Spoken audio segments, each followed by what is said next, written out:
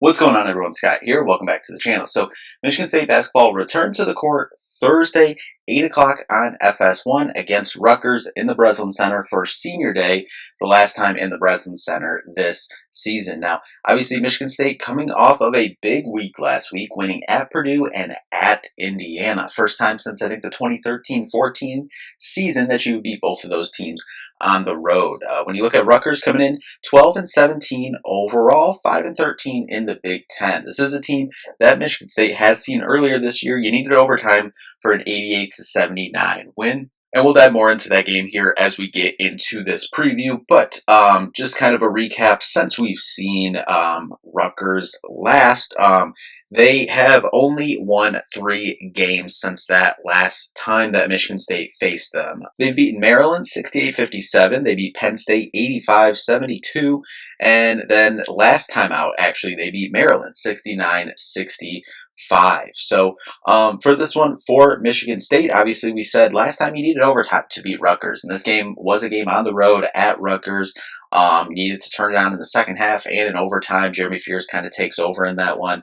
And gets a win. Michigan State hope for a little bit. I mean, this spread's going to be about 20 points in this one, and it's obviously going to be senior day in the Breslin Center for Jackson Kohler, Carson Cooper, Nick Sanders, Denham Wojcik, and Trey Fort as well. So obviously hope for a better, maybe a little bit more comfortable win, can get those rotations in a little easier at the end of the game, let the guys kiss the Spartan head and get out in a right way at the Breslin Center heading into the big rivalry matchup here on Sunday. But before we do jump into this one, if you could just hit that like and subscribe button down there. We'll have more Michigan State basketball content on the channel, so just make sure to subscribe so you don't miss a video. Now, something that I did kind of notice as I was kind of going through that intro here is, as I was saying, you're playing Rutgers here at home on Thursday before that big rivalry matchup on Sunday.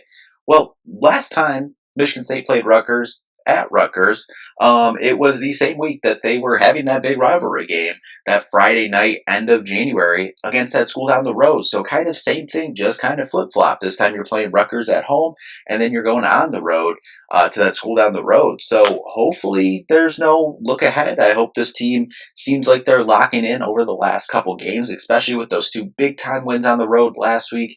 Just come home, handle business in this one, send the seniors out right at home in the Breslin Center, and continue to work on the things that you need to going into tournament time and head into that matchup on Sunday on the road. But first is this game, and Rutgers is going to put up a fight. They're not going to give up. This is a Big Ten team, still vying for. I don't think anything's really decided in terms of seeding for the Big Ten tournament. That stuff's still up for grabs. But let's just get into Rutgers here real quick. Tariq Francis leads them in points at about 17 a game. Adds about 2 rebounds, 3 assists as well. Shoots about 32% from 3. Definitely is, one of their more higher volume, I think second highest volume in terms of 3-point attempts. Dylan Grant, a forward for them, 10 points, 4 rebounds. Darren Buchanan Jr. adds about 8 for them, 7 for Jamichael Davis. Go down Huran Zerno. No, I pronounced it wrong last time. Pronounced it wrong again this time. But about 7 points. About 7 points for Caden Powers as well. And you realize here that we say there is only 2 players on Rutgers that average in double digits.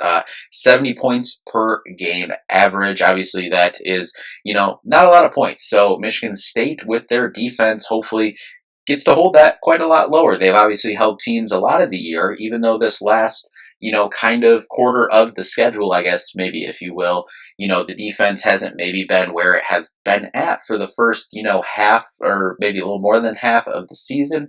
But you're hoping to see over the last couple games kind of that defense start to come back. The defense has still been incredible. It's still been elite in the country, still towards the tops in the country, but getting back to where Michigan State was as the number 1, 2, 3, 4 right in there. They've been top 7 or so all year. Been, in terms of Bart Torvik, been a little bit out of that, like 8 to 12, 13, I think is the lowest I've seen them go, but they're one of the best defensive teams in the country. Getting back to that against this Rutgers team that does not score a lot, about 33 rebounds a game. They only pass it about 12 assists per game, 6 steals, 3 blocks for them. They turn it over about 10 times, so that's actually not super horrible overall in terms of turnovers.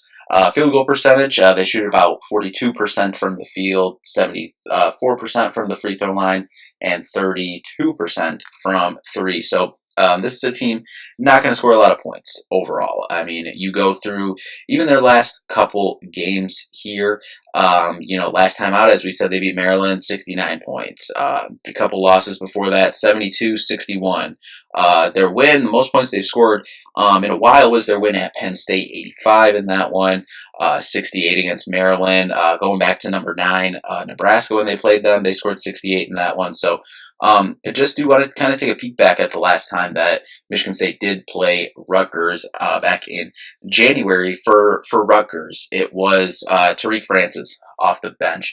23 points for them. I remember that was kind of the conversation, him coming off the bench, but him being their leading scorer. I mean, he got 17 shots in that one for 23 points, got to the line 8 times, made all 8 overall, but they're starters as well. And Haran Zerno, who we mispronounced the name last time, will this time as well, but he had a really solid game for them. 16 points in that one, 4 3-pointers.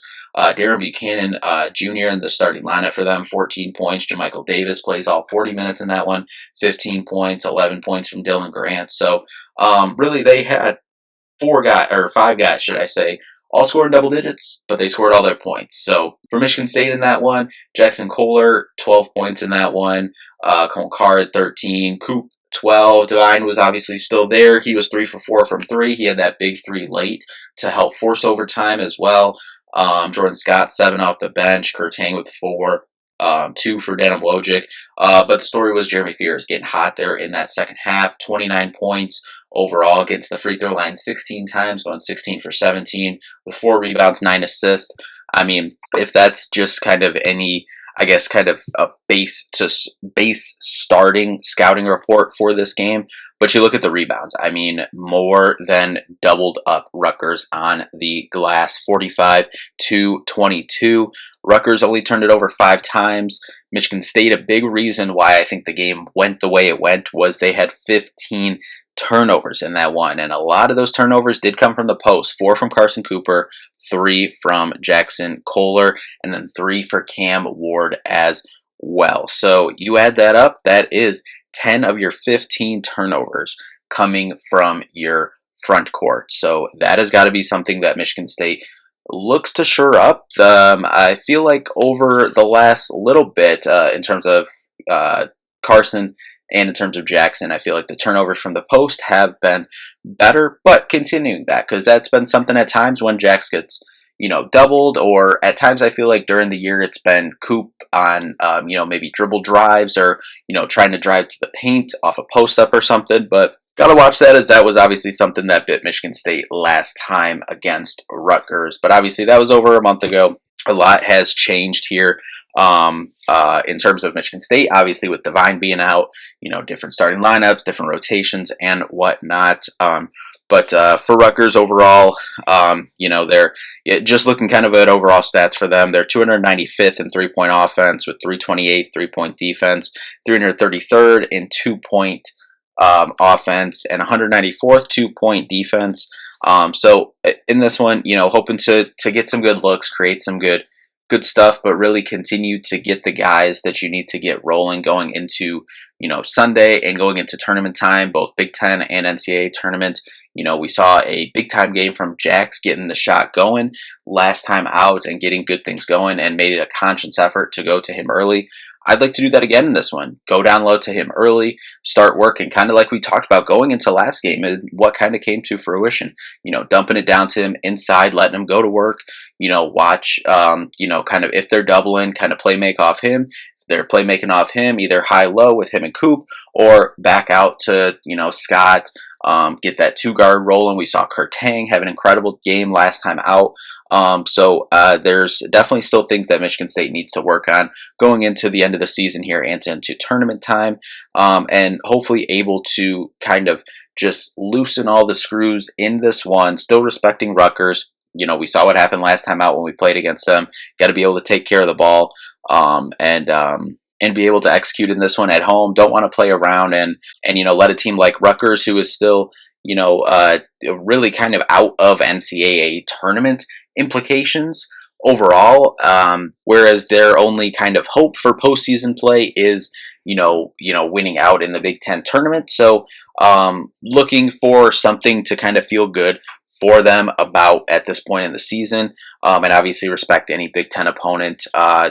Coming in, this league top to bottom, is anyone can beat anyone on any day, especially if a team like Michigan State last time out, or should I say, like what happened to Michigan State last time out, turned the ball over 15 times, and the arguably Big Ten Player of the Year, the best point guard in the country, Jeremy Fears, gets hot in the second half in overtime and is able to help you overcome that and win the game. But you don't want to do that at home. And you're hoping at home you can kind of continue some of them good vibes that started, last week and started going with those two big time road wins. Keep that going at home with Jax, with Coop. Coop's had some incredible scoring games, recently. I know there's been some defensive stuff, both with Carson and with Jax, that still need to kind of shore up. And, I know Tom has harped on that over the last week or two, over the last little bit. We've talked about kind of the whole team defense, but, even just specifically looking at the bigs there defensively wise. But Jordan Scott, Cam Ward as well. Really thought Cam Ward is starting to pick things back up. What he was doing kind of the beginning of the season, thinking back to that Arkansas game, absolutely incredible. I mean, he's had some other big games this season, but really since that injury, Tom's kind of talked about it, just maybe hasn't been 100% the same since that injury. So hopefully with him, maybe getting a little more comfortable scoring the ball. What he does, rebounding the basketball too, for this team to be one of the most dominant rebounding teams in the country. And overall, just kind of like, I guess, kind of feeling wise before we kind of close it out here. Obviously, last time seeing this team in the Breslin Center, last time seeing, one for this year, just specifically talking about this year, Jeremy Fears, who has made a strong case over the last couple weeks for Big Ten Player of the Year. And if that's something that is going to happen for Jeremy Fears, a strong close needs to happen, and it starts in this game. So yeah, obviously you got a big one on Sunday, but you need to handle this game, have a solid game as well, and set yourself up into a good position. If you go 0-2 this week and you throw out a stinker out there essentially, then yeah, none of that matters. Which individual awards don't matter. It's, as I said, move in to secure a win here would secure you a top 4 seed in the Big Ten tournament starting on Friday. So that would be big, but securing a top 4, Michigan State is on a lot of 2 lines now. Securing a 2 seed would be absolutely huge for the NCAA tournament. So this one definitely is important too. But then overall too, with the seniors, in this one, obviously their last game in the Breslin Center, Denim Wojcik, Trey Fort, 2 guys that have came in this year, but then obviously guys that have been here for the duration of their career.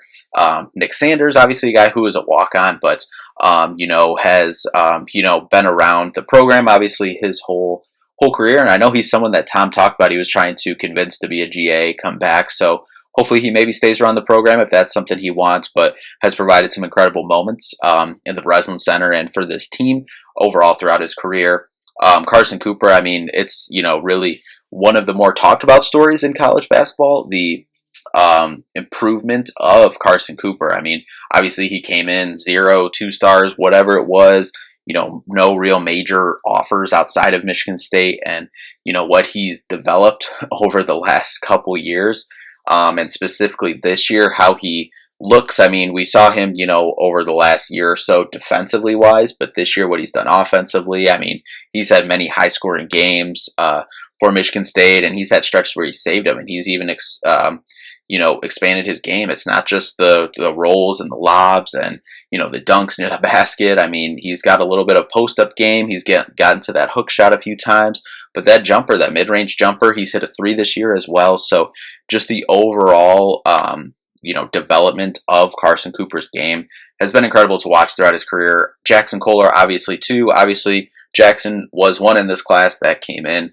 with higher, I guess a higher pedigree or higher, more stars, so more hype around him, I guess, if you will. But he's someone who, early on, it was maybe a struggle, like it probably should be for most, freshmen, early players. You're learning the ropes, but still showed some bright spots early on and throughout his career and just continued to stick with it.